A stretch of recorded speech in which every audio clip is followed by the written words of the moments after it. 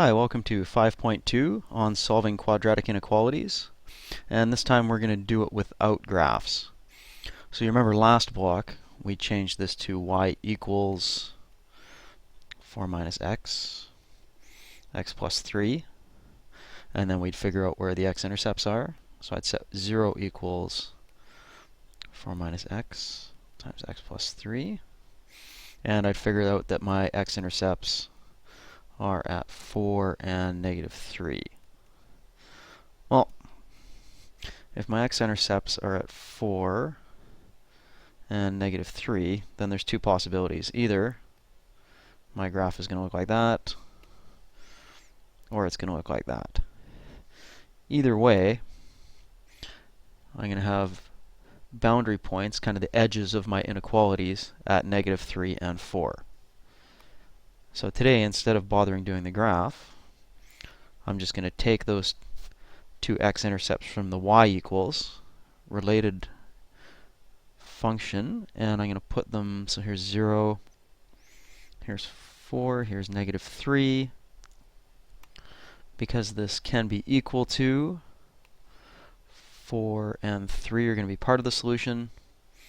And now we've got three regions here. We've got this area here, lower than negative 3. I've got the middle here, between negative 3 and 4. And I've got the high end there. So I'm just going to test points from three regions. So first region I'm going to test from is negative 1. So I'm just going to see what negative 5 does in our inequality up here.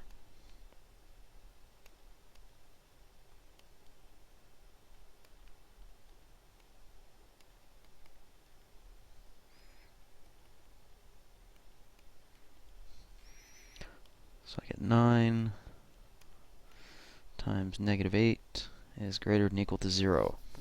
It's going to give me negative 72 is greater than or equal to 0 is false.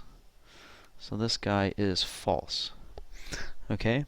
If I was a perfect human being and knew I didn't make any mistakes, then I would know that the next guy, area 2, is going to be true, and area 3 is going to be false again, because it's going to look like the red line over here.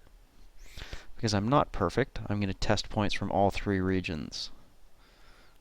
So I'm expecting the middle region here to be true. So I get 4 times 3 is greater than or equal to 0 is true. And now just to double check out on the outside here, greater than 4, I'll test the number 5.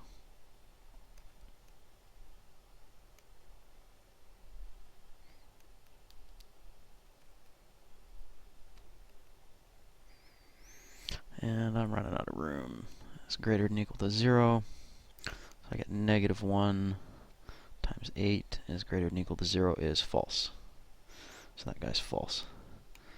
So all of the points in between and including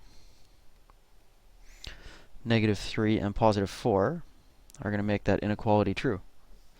So I put negative 3 at the low end, 4 at the high end. My x's are in the middle. Numbers are always getting bigger to the right. And I add the equal sign because negative 3 and 4 are part of my solution. Okay, so here are all the values of x that will make this inequality true. Okay, so question 5. First thing we need to do is figure out the boundary points. They're going to happen when the left side equals the right side. So I'm going to add 3 to both sides.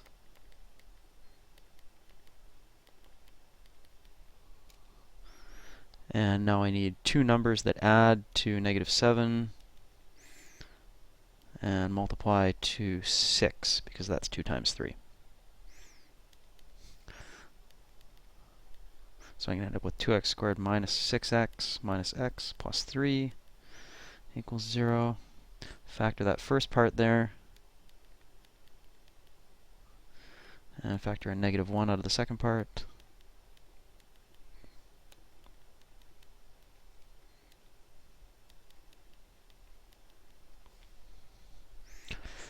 So my boundary points are going to happen when 2x minus 1 equals 0.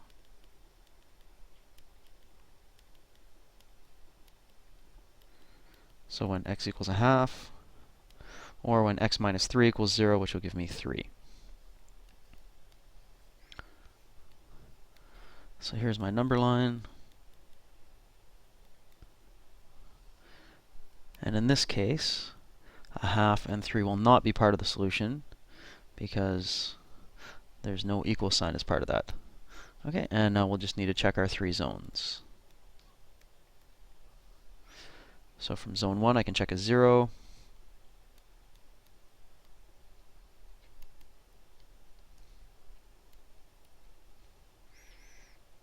So I get 0 is greater than negative 3.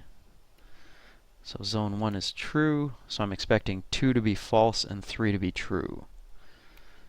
So from zone 2, let's check the number 2.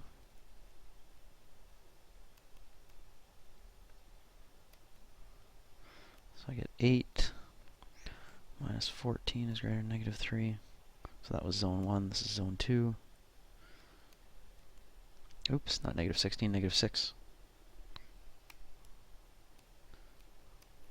And negative 6 is not greater than negative 3, so that's false. So zone 2 is false. And now, just as a safety check here, let's check 5.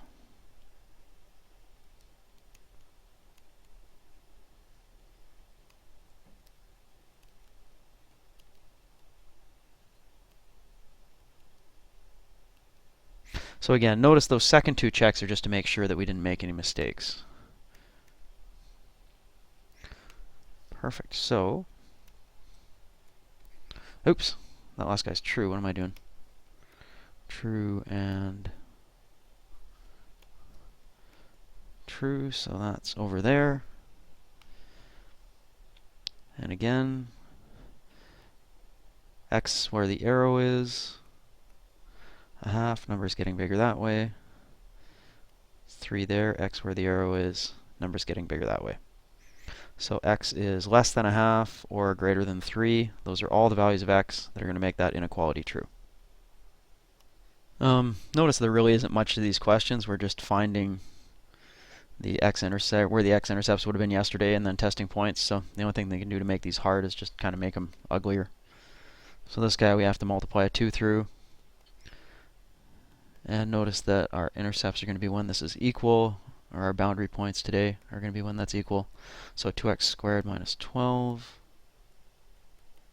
Subtract 5x from both sides.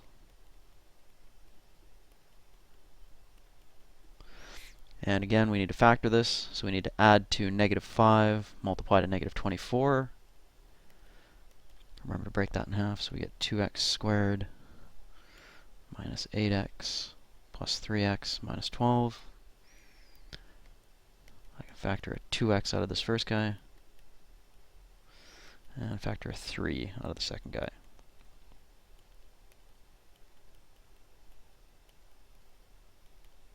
Oops, missed my 2.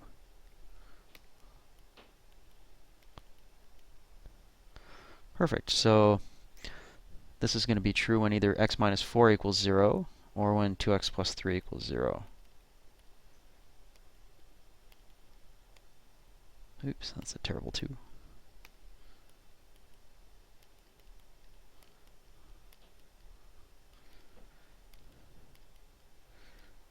So that's going to be true when x equals negative 3 over 2, or when x equals 4. So there's our number line. 0 there, negative 3 over 2 there, 4 there. And because there's an equal sign in the inequality we're trying to solve, negative 3 over 2 and 4 will be part of the solution. And now we've got our 3 zones.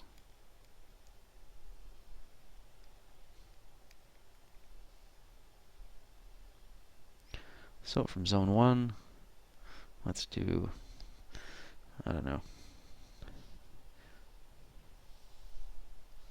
negative 5.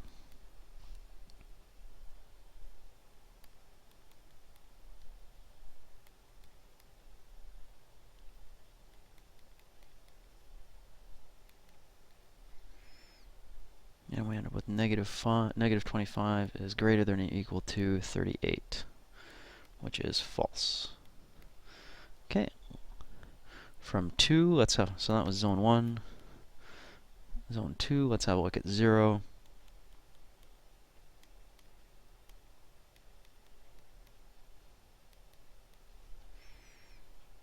So we get 0 is greater than or equal to negative 12.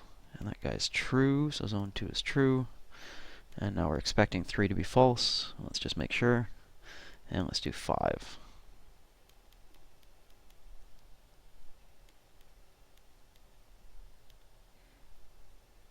Oops, bracket's in the wrong spot.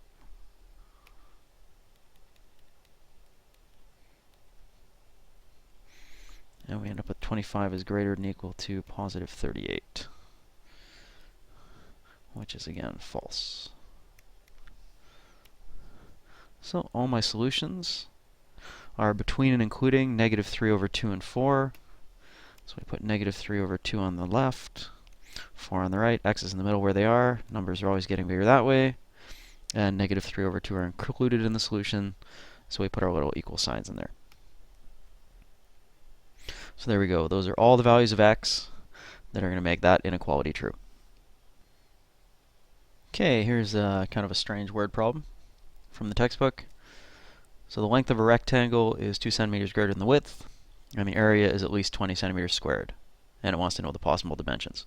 So first thing we need to do is define our variables. So here's our rectangle.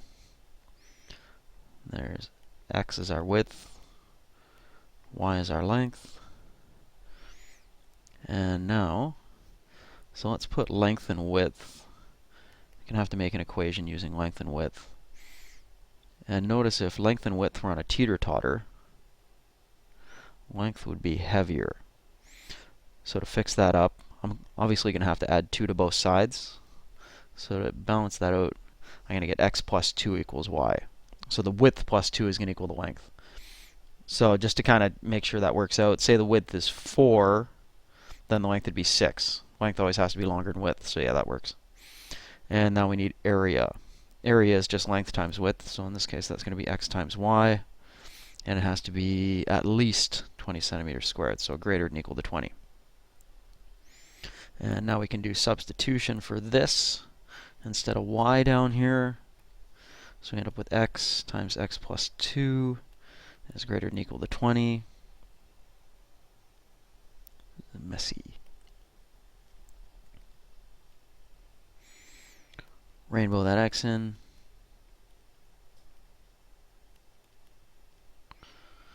And now our boundary points are going to be when this is equal.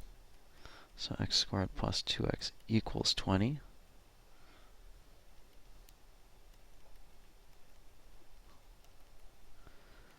Subtract 20 from both sides. I get x squared plus 2x minus 20. Oops, that's not 2x, that's 20. Equals 0. Okay, now to factor this, I'd need two numbers that add to 2 and multiply to negative 20. And I can tell you, it's not going to happen. So, and not surprising considering they asked for the answer to the nearest millimeter. So we're going to end up with a non-integer answer. So let's do this the easy way. A equals 1, B equals 2, C equals negative 20, which means that big D, our discriminant, is going to be 2 squared minus 4 times 1 times negative 20. So our discriminant is going to be 84, which is good, shows that it's possible. And x is going to equal negative 2 plus or minus the square root of 84 all over 2 times 1. Notice we can use decimals here because they want it to the nearest millimeter. To the nearest millimeter in centimeters is going to be 1 decimal place. We're either going to have negative 5.6 or positive 3.6. So those are the things we're going to put on our number line. That's positive 3.6, negative 5.6, and 0 is going to be somewhere around there. And because this is greater than or equal to, those two things will be included. And actually, let's think about this for a second, because negative 5.6 is going to have absolutely no meaning in this at all. So really, we're just going to have two regions. We're going to have basically anything below 0 is going to have no meaning as far as a width goes. So really, we're looking at our region 1 is between 0 and 3.6, and our region 2 is going to be greater than 3.6. So from region 1, let's test 1, because that's a nice easy number.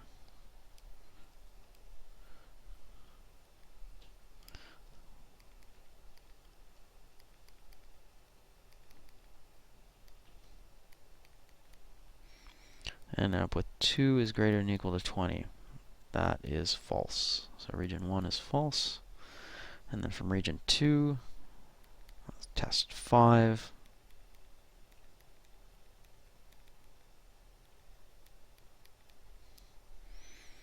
And up with 35 is greater than or equal to 20, which is true.